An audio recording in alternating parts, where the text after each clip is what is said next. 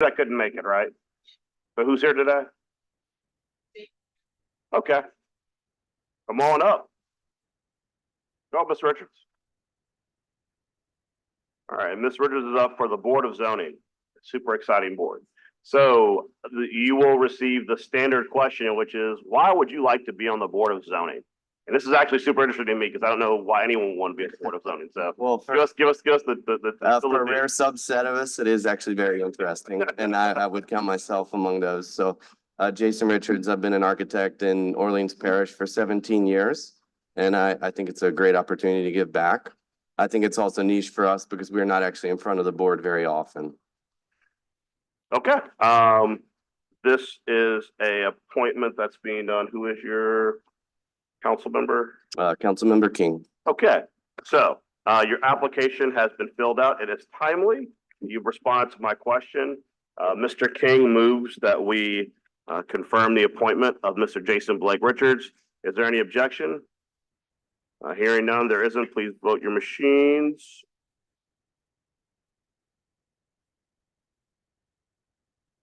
All in favor, say aye. 4 yeas, no nays. You are on to the full council. Thank you. Thank you. The final thing on our agenda is our Section 4-106 confirmation of the next director of the Department of Public Works. Consideration of this mayor's appointment of Clinton Rick Hathaway as director of the Department of Works. Where are you, Mr. Hathaway? There you are. Come on down, have a seat at the big long table up here. All right.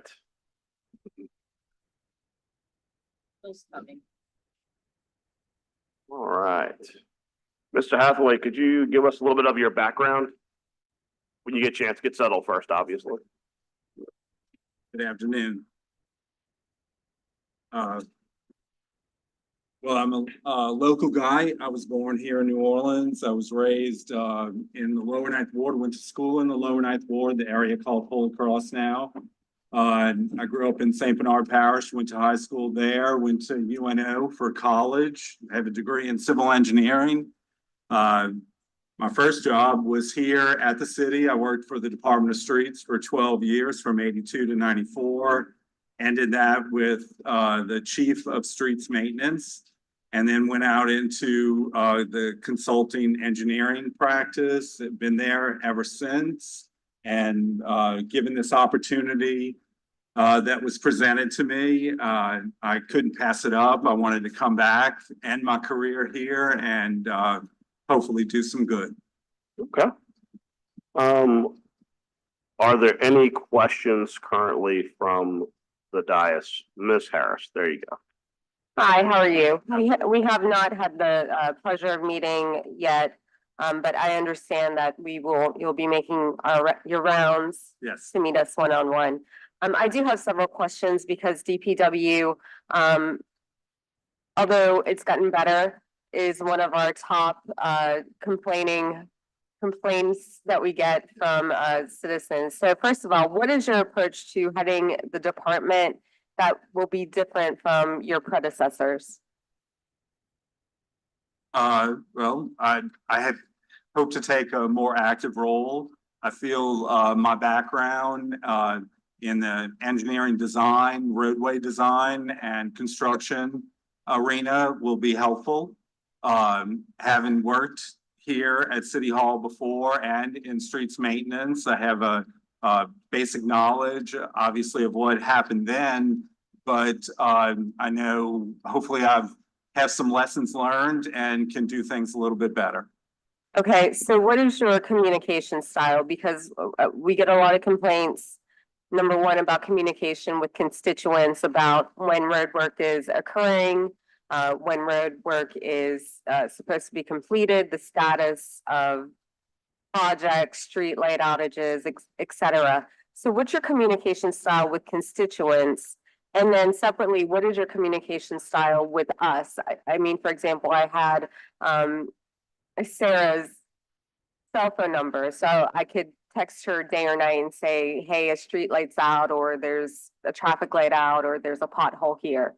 So first of all, communication style with constituents, communication style with the city council. Well, as far as the projects are concerned, there's a process in place where the contractor is obligated to notify the residents when work is ongoing or starting, restarting, whatever the case may be. I think it's up to us to enforce that and make sure that information is provided. I know roadwork, NOLA is updated regularly, make sure that that continues, and whatever other methods are available to us, email or whatever. I guess we could reach out to the local civic associations, that sort of thing, and go through them to get word out into the neighborhood. So I feel that that's the best way to handle the. Well, I mean, there are things even such as signage for projects that, it says a project's gonna start October 15th, the project is delayed, that signage is just sitting there. Roads are blocked off without any work happening, and there's no communication with constituents, so they're calling our office saying, can I park here, can I not park here, what's gonna happen? So talk about how you will make sure that folks are updated as projects are delayed or as projects are going forward. Well, I think first off, with the new task order contract, the way we're doing it now, the possibility that the contractors are going to close so many of the project streets will be limited. They'll be focused on, a certain number of streets within a confined area. And then that work has to take place before they can move on. So that should limit all of these extensive closures where a contractor is not working, and they won't be working there for a while. So, I would hope we could see how that progresses and whether we need to tweak that. As far as delays and that sort of thing, I think we still have to use the methods that are available to us, emails through your office or through the civic associations. I'm not completely familiar with that, but look into that and see how we can notify people. There's always the electronic reader boards that can be placed to notify people when closures are happening, and those are easily updated. It's not a permanent sign. You can alter the text that's on there. That's certainly available to us, and we'll keep looking to make sure the community is notified and inconvenienced as little as possible. And then please touch upon your communication style with, for example, Matt in my office or myself. We regularly reach out to Chris or Nikki. What's your chain of command style? Do you want us to go through you? Do you want us to go directly to the project managers? Can I have your cell phone number to text you at 10 o'clock at night about a pothole? Yes to the cell phone, but I don't have a cell phone yet. When you get one. Yes. I think that, I guess I'm not really completely familiar with what the process now is. I know on the jobs that I have personally worked on with my former employer, we were notified through the project manager, DPW project manager, of when there were issues.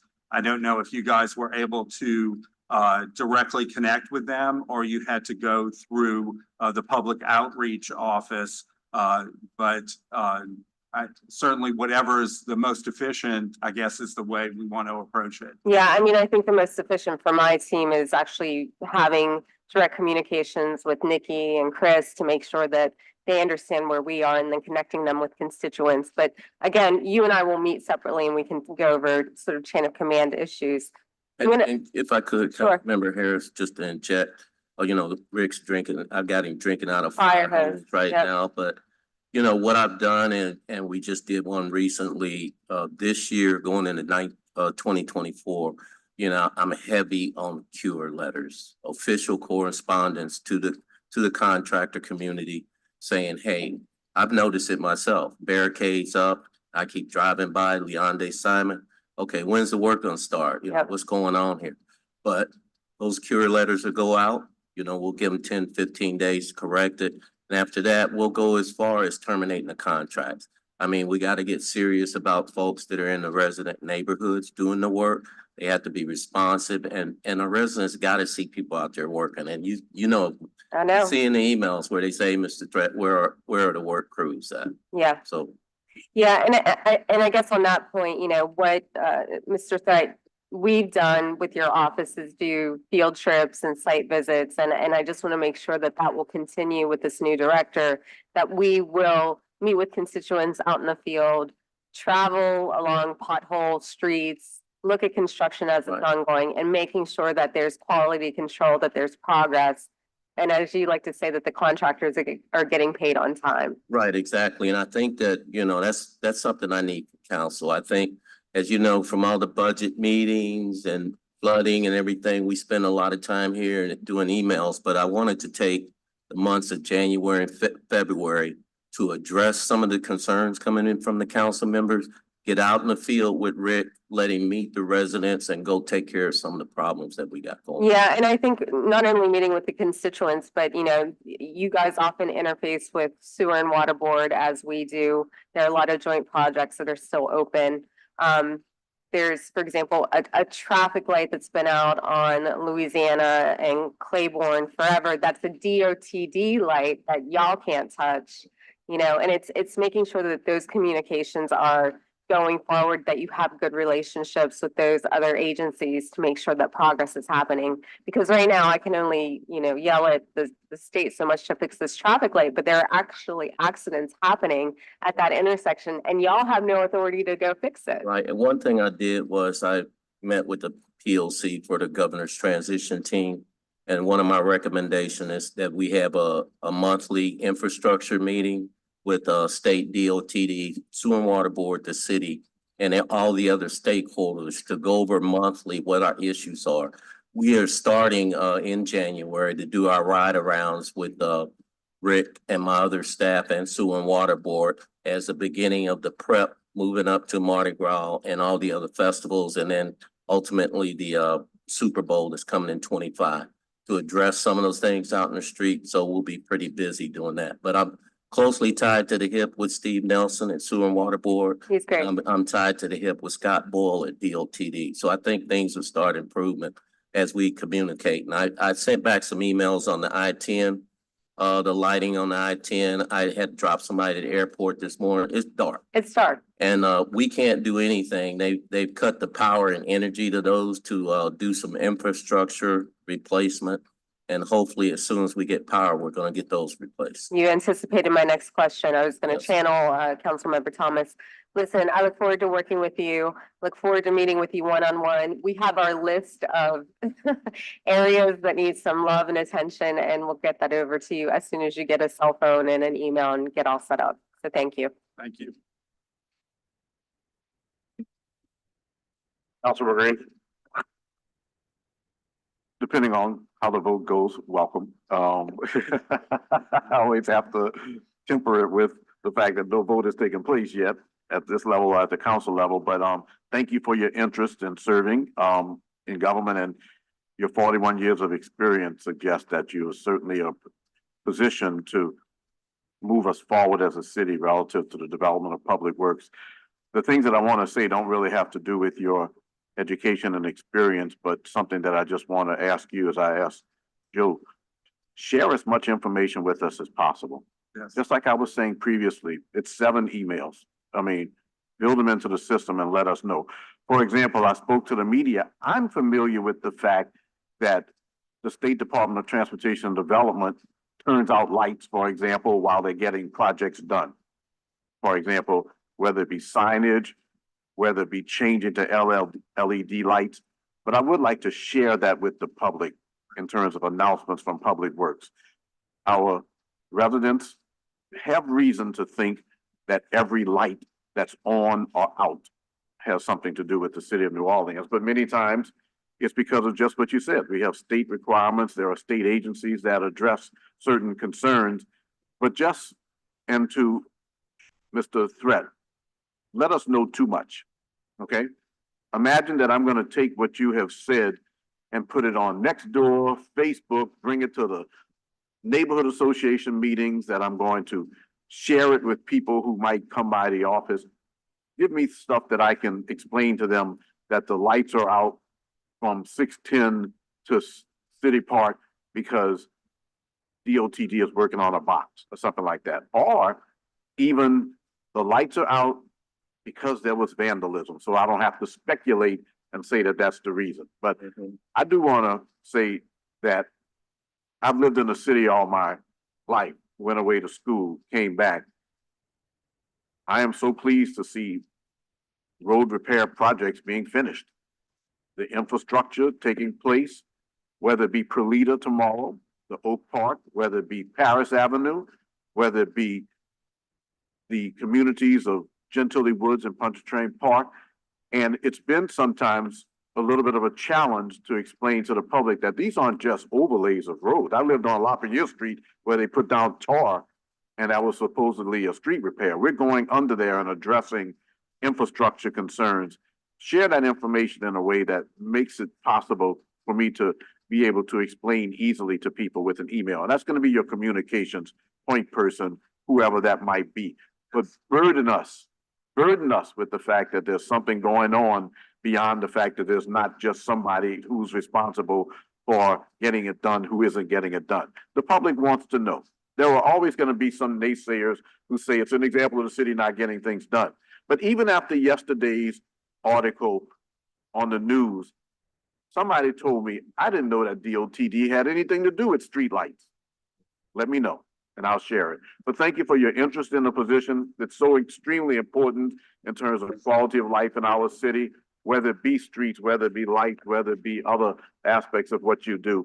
And I'm looking forward to, depending on how the vote of the council goes, to working with you. Yeah, and Councilmember Green, I mean, you brought up a couple good points. I think that when I talked to Scott Boyle, we had a meeting. One thing I wanted to do is go back and look at all the agreements between the city as far as Department of Public Works and DOTD to make sure they're current. And we've got good agreements about maintenance of the ramps and the through fares and the state highways in the city. Also at the same time, and I've tasked Rick with that, if upon confirmation, also I want to look at the franchise agreements for utility companies.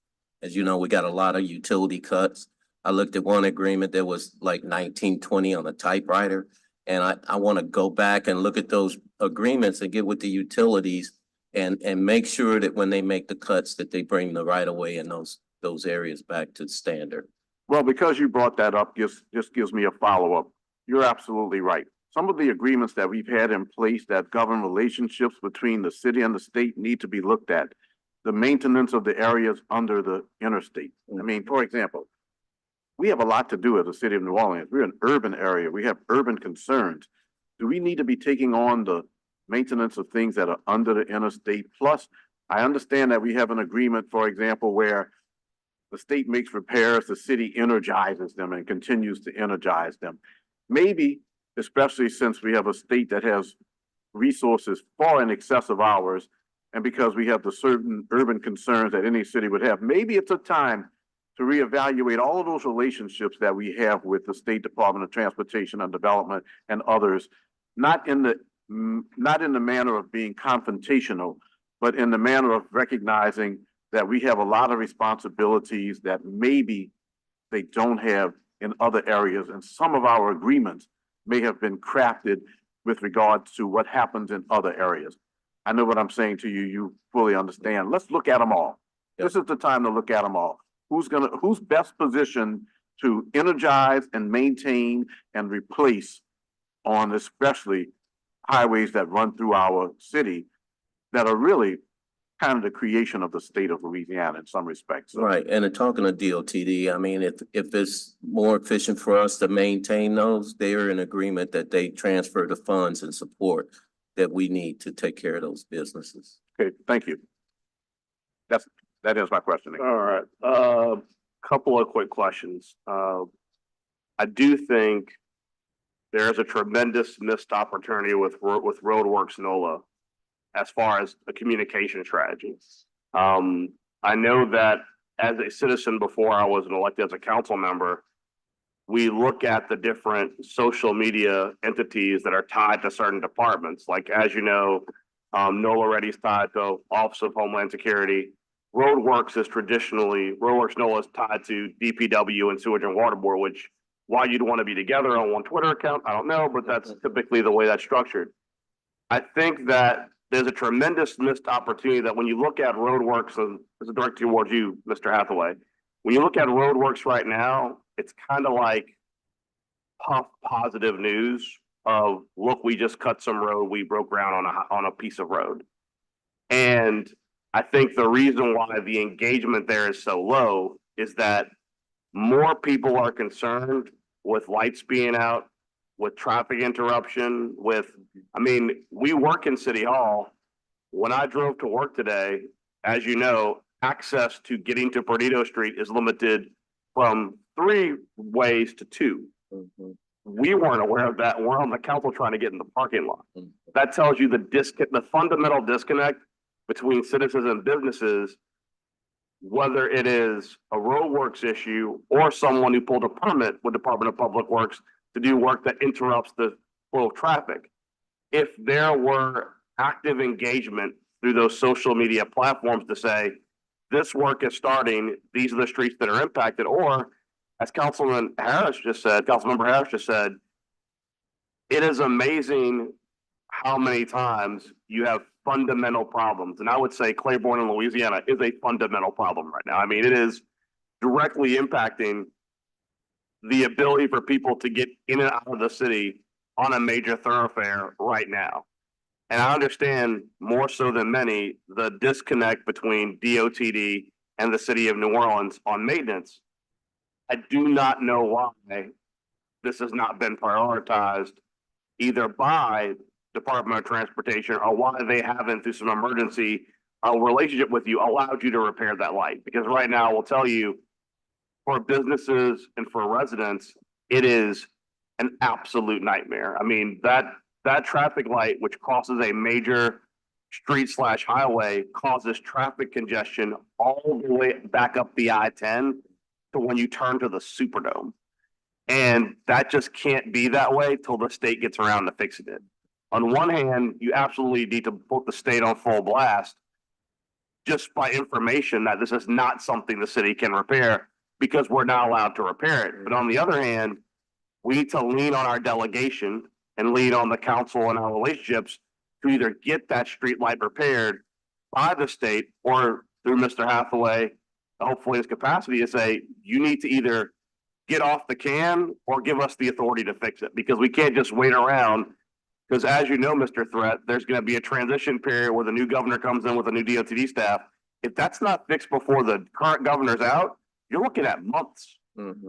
Because every position gets relooked at, promotions get shuffled. If that isn't resolved shortly, I cannot tell you when it would possibly be resolved. So I'm happy whether it's Councilman Harris and I directly with the delegation or you with your DOTD counterparts, that has to be resolved yesterday.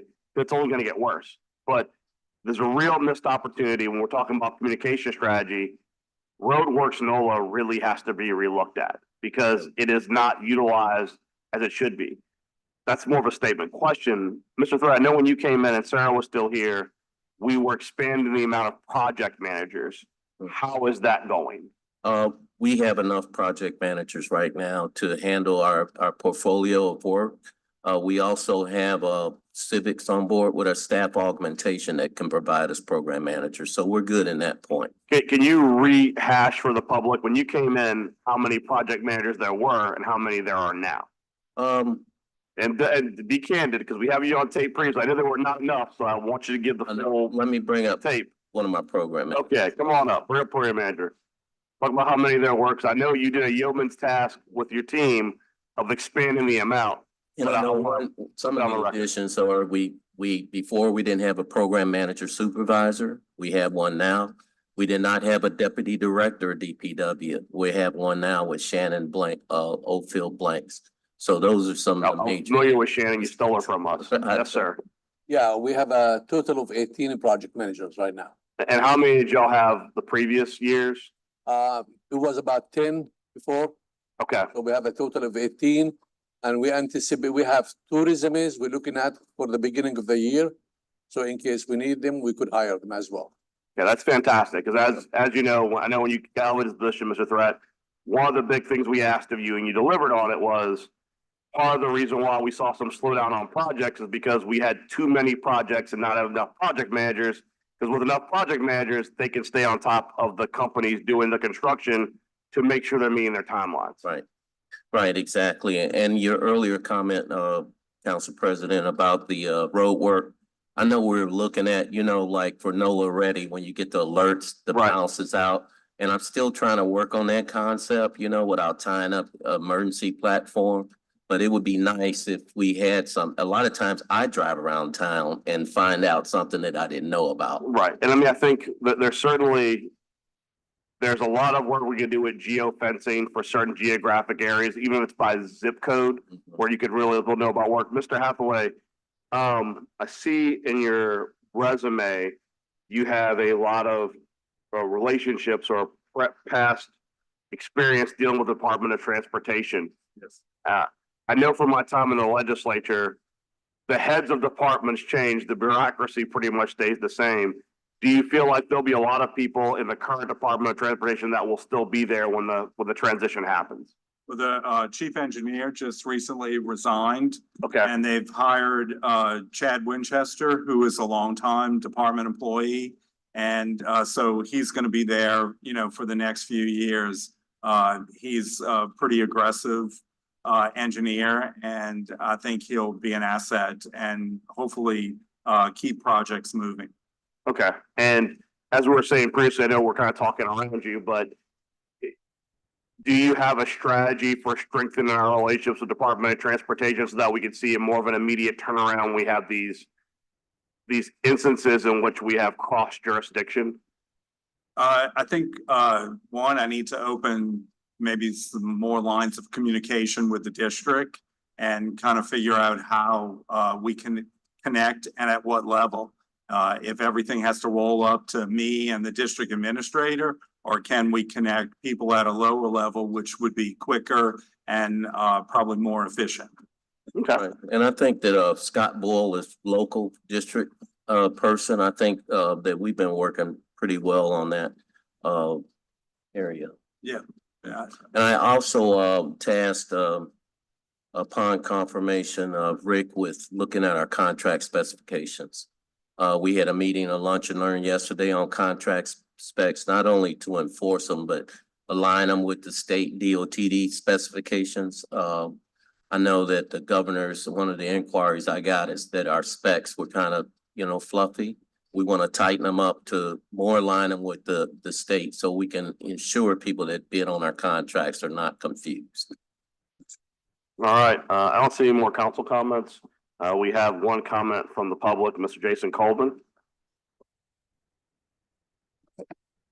Good afternoon, Jason Coleman, 600 Jackson Avenue, New Orleans, Louisiana, 70130, representing Coleman Cab, Sunset Cab, and Driver Network Association of Louisiana Corp., who represents about 800 for hire taxi cab drivers in the city of New Orleans.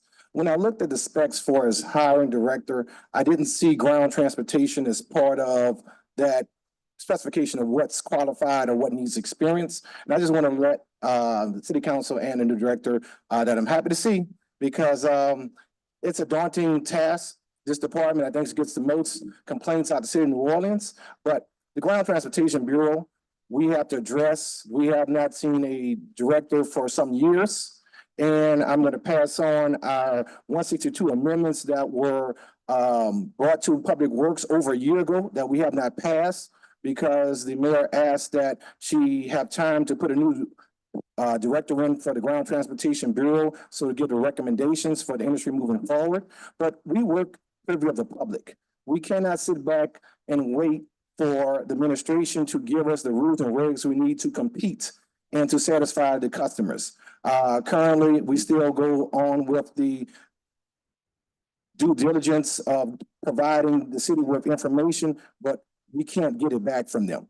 We asked for a process for applications. I got a call yesterday. Our application I turned in January. I got a call yesterday. That unit could not work legally the whole year. That's revenue loss.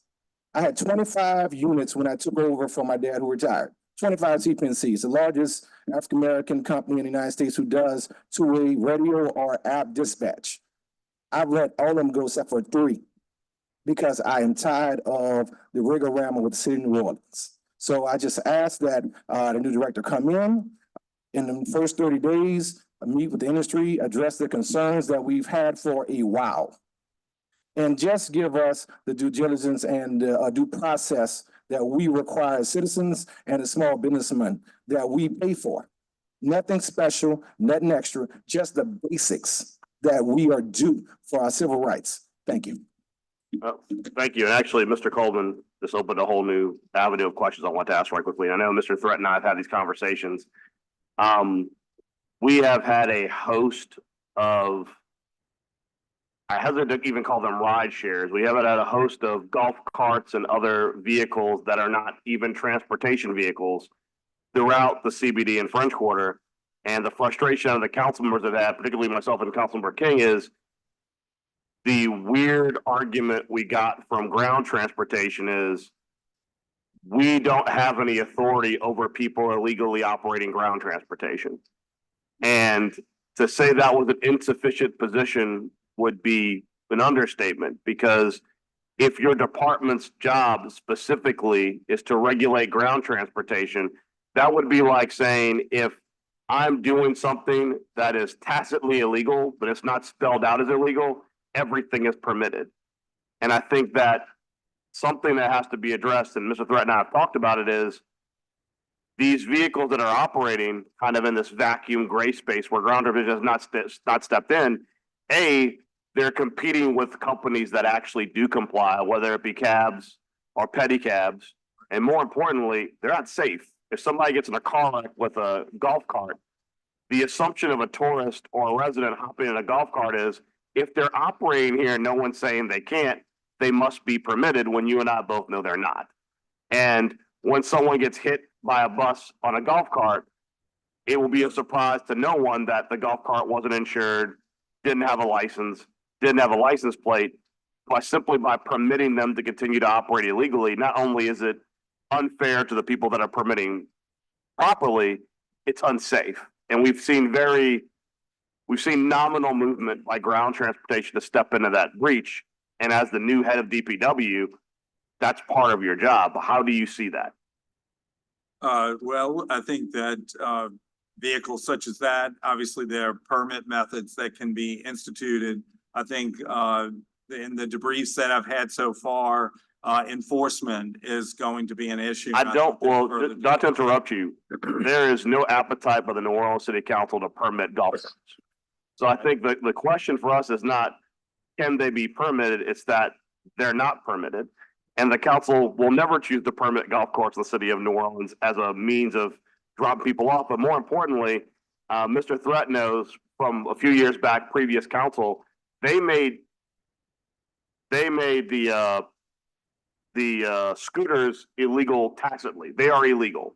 Yet we find them constantly littered throughout the quarter. And we see businesses with storefronts renting scooters that we've already tacitly said as a city are barred. I guess what we're saying, Mr. Hathaway, is we expect ground transportation to actually be aggressive.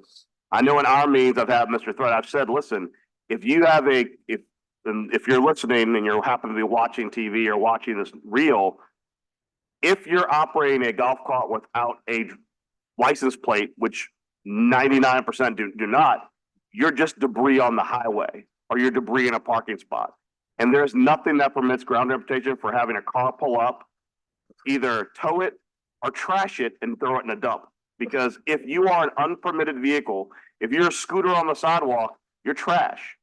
And I think part of the reason why the city of New Orleans has gotten so many of these vehicles in the city, why you see the golf carts, why you see the scooters, is because no one's enforcing the law. And what I've pushed upon Mr. Threat, and I did with Sarah when she was here, is if you would simply enforce the law, if you would boot and dump these golf carts in a dump, the companies doing it illegally would move on because they can't afford, once the first 4 golf carts at $5-10 grand a pop are in River Birch, wherever we dump our trash. With these scooters, they send a guy in a truck to pick up the scooters. If the scooters aren't there to be picked up because they're in the dump, that's no longer an effective business model. What we're looking for in a DPW director is for you to enforce the law aggressively, because for too long, we have not enforced the law aggressively. And there are people in these industries, like Mr. Coleman, or like the pedicab guy who comes there every meeting, who they're bending over backwards to comply with ordinance and statute. And when they pull up to get a fare, they get cut off by a dude in a golf cart in a t-shirt with no license plate, who may or may not be drunk. And they're like, I'm doing everything right, he's doing everything wrong. And when I go to the city and ground transportation and say, what can you do for me? They go, nothing. All you're telling a legal business owner then is to do is to stop paying the city taxes and just to go out there and be the wild, wild west. We have to end that. And that's, I bring that up right now, and I appreciate Mr. Coleman bringing it up to the council, because I feel like there's been a disconnect historically in that we think of DPW as road construction, not the regulation piece, and that piece is sorely missing. Yeah, and I think, Councilmember Morrell, in our conversations, I know that maybe 2 years ago, ground transportation was moved from safety and permits to DPW. Mr. Coleman, we are beefing up. The department is without an administrator and a deputy administrator, and I talked to, CEO Montano, gave me permission to start the hiring on those right now. So we're short-staffed in that area. Not to digress too much, what was the purpose of moving ground transportation from safety and permits to DPW? I couldn't even tell. Let's revisit that, because I remember when ground transportation was in DPW, and you're dealing with a department that literally processes complaints, it was much more responsive. I think that there is kind of a Frankenstein effect going here when they kind of poured ground transportation off of safety and permits and put it on DPW, because DPW traditionally isn't like a find them and lock them up kind of place. So maybe that might be something before we get too far on the line with DPW staff. You have to say, well, what was the purpose of moving it to begin with? Yeah, and I'll brief you back on that. Okay. So Mr. Coleman. Coleman, I'll get with him, talk with him. That is our priority, department priority, is ground transportation. Okay. Does anyone else have any comments? Mr. King? When can we see enforcement on the golf carts? Is there a timeline? I'll have a deputy come up and answer that, because that's her, purview. While she's coming up, I've seen a picture of a golf cart trying to get on the HOV. I don't know if they made it or not, because I can see the picture, but it's kind of getting out of hand. It takes one accident. It's out of hand. Takes one accident, and then our friends in the media will be asking, why haven't we stopped this when we knew it was a problem? So it's a timeline. We have a conversation coming up this week with the superintendent of the police department to help us work on some enforcement strategies on how we can get some backup. Additionally, as far as an ordinance goes, it's already against state law that they should not be operating, period. When we went out there and looked initially, we were seeing people, they're in motion. So our grounds transportation people, they have kind of been met with some hostility and some resistance, and these people just take off on them, and we don't have the ability to chase them down and make them stop. So what do you need from us? That's what we're gonna talk to the superintendent and Kirkpatrick to talk about how we can, wrangle this in and get some enforcement strategies moving forward. Well, I appreciate Mr. Coleman for bringing this up, because it's very prevalent in District C, especially in the French Quarter. Now we all know that Sugar Bowl's coming up, New Year's coming up, and Mardi Gras. So we know that there are going to be dozens of illegal golf carts, unsafe golf carts throughout the city, not just in C, but in B and everywhere else that's walkable.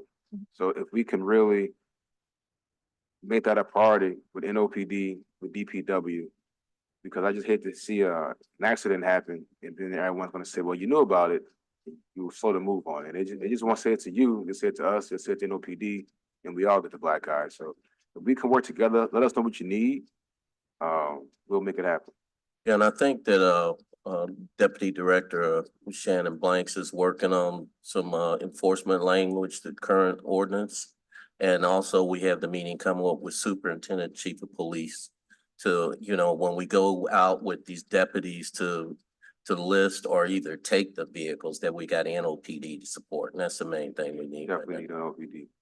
All right, thank you. Can I add party buses to the list? We'll provide a very extensive list to you, Mr. Hathaway, of all the different vehicles that shouldn't be rolling around. And to all of them, to Mr. King's point, and I know Shannon's on top of this, but if we don't get a handle on this now, it is going to explode during Sugar Bowl. It's gonna explode during Mardi Gras. And nothing is Super Bowl, and nothing is worse than us knowing in advance this is a problem and not addressing it, because when that bus or whatever has that tragic event, we're gonna have an extensive tape showing we knew it was a problem and didn't do something. So I've already said previously when I met Mr. King, I said, I've seen some of these tow operators, they're not scared of somebody. So if you get the contract and they can tow a golf cart, they'll tow that golf cart. These guys are not scared of whatever angry person is gonna run out there trying to save his golf cart. It's an issue of whatever contracted authority you need to expand, whatever trash companies to pick up these scooters with a little claw and throw them in the trash. You let us know what you need, we'll give it to you, but we just need a will to do it. And thus far, and hopefully you're the guy, Mr. Hathaway, we have not had the will to go out there and be aggressive. So thank you. That concludes the comments. With that, I will move to forward this confirmation to full council. Seconded by Councilman Green. All in favor, say aye. Aye. Any opposed? Unanimously moved to the full council, which is tomorrow. Tomorrow. So see you tomorrow. Councilmember Morel, Thank you. Thank you. Councilmember Morel, On my comment, can we clarify that we're recommending approval or? we're recommending approval. Yes, I'm sorry. We're recommending approval to the full council. President Morrell, like, unfortunately, Rick has a federal. Yep, I know. He's got jury duty. The recommendation is still moving to the full council. So Thank you. we know you won't be there because of jury duty. Thank you. Thank you. Okay, sir. All right. Go to the left. Hey, Rick. Hey, Rick.